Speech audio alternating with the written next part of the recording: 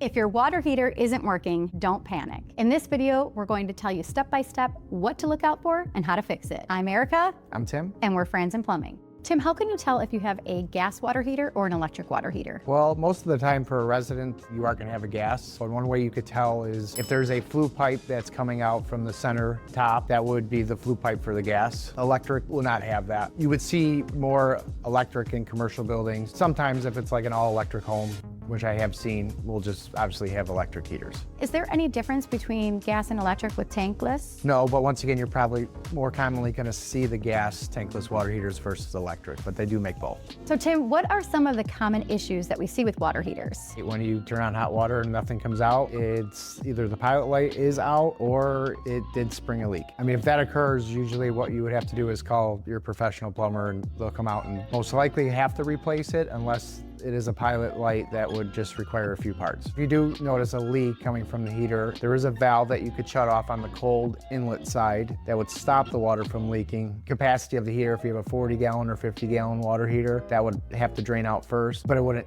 replenish the water in the tank. How should someone maintain their water heaters? And I know there's a difference between tank and tankless. Correct. Tankless water heaters, there is a maintenance program that you should follow, which would be like a descaling. I believe they recommend once a year to get that done. As far as a tank type heater, you can drain it once a year. I don't know how much more life you get out of a heater if you do so. One thing to avoid is not drain it for 5-10 years and then one day decide to come down and drain it. That's when more problems will occur. One thing you can also do would be put a water alarm down at the bottom, so if you do spring a leak, you'll get notified. There'll be a loud alarm that goes off if water for any reason contacts two pieces of metal, basically. These are just a few of the issues that you could run into with your water heaters, but of course, if something else does come up, you can always reach out to your licensed professional or Franzen Plumbing if you have any questions.